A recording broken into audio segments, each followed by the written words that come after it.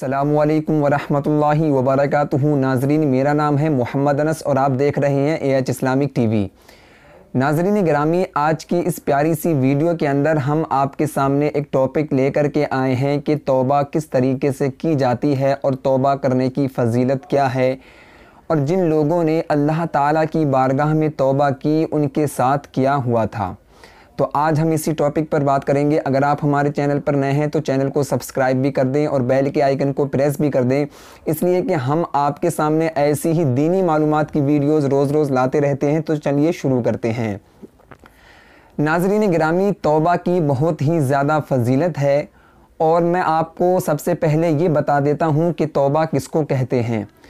नाज़रीन गिरामी, तौबा कहते हैं रुजू करने को, यानी तौबा का जो माना आता है लुगत के अंदर और डिक्शनरी के अंदर जो माना आता है उसका तौबा का, तो वो माना है रुजू करना।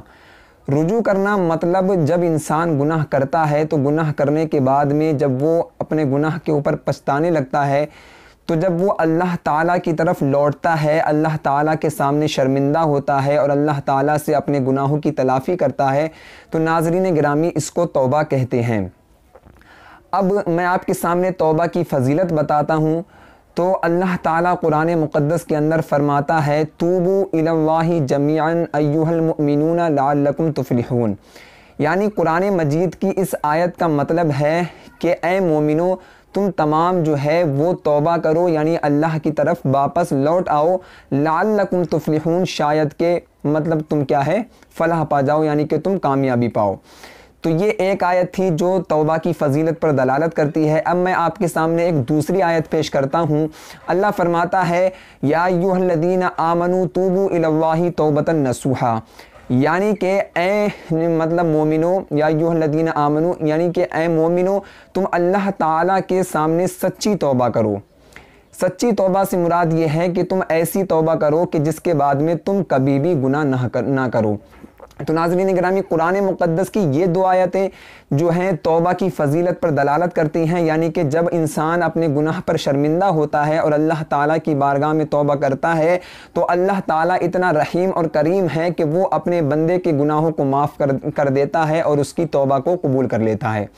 अब मैं आपको तौबा की जो है किस्में बताता हूँ, यानी कि तौबा कितने प्रकार की होती है और कितने मतलब तौबा की किस्में हैं। तो नाज़रीन गिरामी, तौबा दो तरीके की होती है। एक वो तौबा होती है जिसका ताल्लुक़ सिर्फ़ अल्लाह से और बंदे के दरमियान होता है, यानी कि उसके अंदर सिर्फ़ अल्लाह ताला और बंदे का दखल होता है और उसके अलावा किसी और चीज़ का, किसी और शख्स का दखल नहीं होता है। मतलब अगर किसी इंसान ने नमाज़ छोड़ दी तो नमाज़ छोड़ने के अंदर क्या होता है कि इंसान का और सिर्फ़ अल्लाह ताला का इससे ताल्लुक़ है, इसके अंदर कोई तीसरा शख्स नहीं है। तो इसकी तौबा की कितनी मतलब 3 शर्तें हैं, यानी जब 3 शर्तें पाई जाएंगी तो ये तौबा कबूल होगी। पहली तो शर्त तो ये है कि वो इंसान जिसने नमाज तर्क की या कोई और दूसरा गुनाह किया तो उसको चाहिए कि वो अपने गुनाह से बाज आ जाए, नमाज अदा करने लगे और जो कुछ उसने गुनाह किया है उसको छोड़ दे।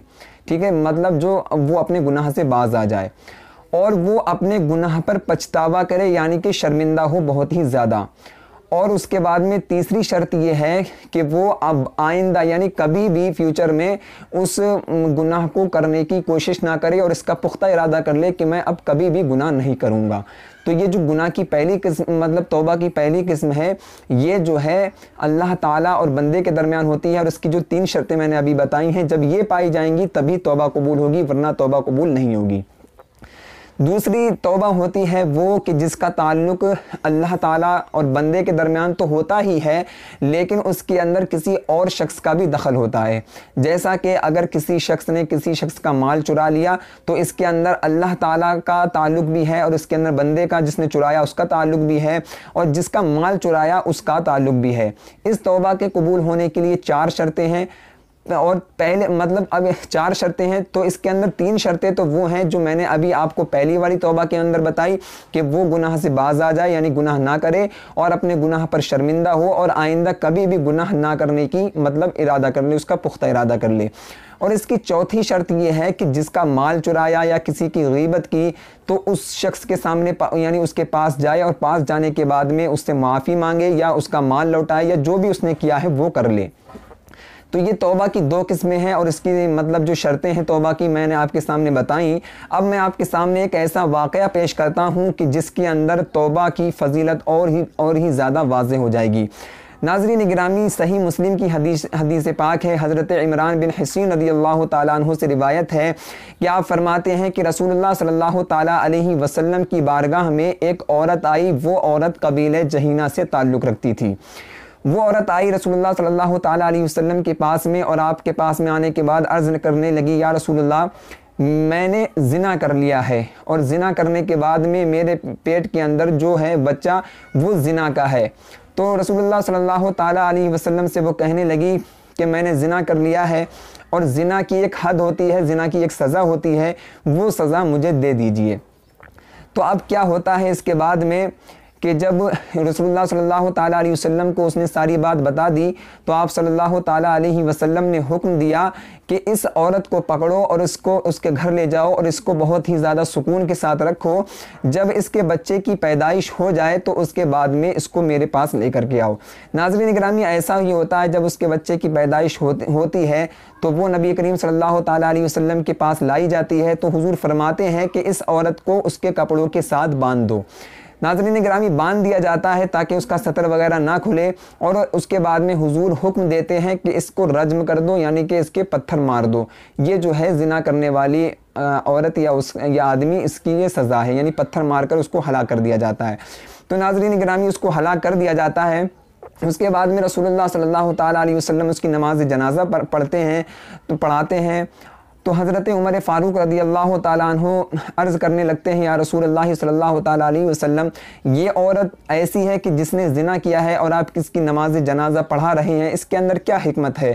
تو حضور فرماتے ہیں کہ اس عورت نے ایسی توبہ کی تھی جس کو اللہ تعالیٰ نے قبول کر لیا، اور اس نے ایسی توبہ کی تھی کہ اگر اہل مدینہ میں سے 70 افراد کے اوپر یہ توبہ لاحق کی جائے تو ان کی بخشش ہو جائے گی۔ تو ناظرین گرامی، آپ نے سمجھا کہ اس عورت کا کتنا بڑا گناہ تھا، پھر بھی اس نے توبہ کی تو اللہ نے اس کو معاف کر دیا۔ تو توبہ کی بہت ہی زیادہ فضیلت ہے، اور جو شخص توبہ کرتا ہے اللہ اس کو ضرور معاف کرتا ہے۔ تو آج سے توبہ کر لیجئے اپنے گناہوں کی۔ اور میں نے آپ کے سامنے جو باتیں پیش کی، امید ہے کہ آپ کو یہ ویڈیو اور یہ جو باتیں میں نے آپ کو بتائی ہیں یہ سمجھ میں آئی ہوگی۔ ناظرین گرامی، اگر آپ ہمارے چینل پر نئے ہیں تو چینل کو سبسکرائب بھی کر دیں اور بیل کے آئیکن کو پریس بھی کر دیں۔ ملتے ہیں اگلی ویڈیو کے اندر۔ السلام علیکم ورحمۃ اللہ وبرکاتہ۔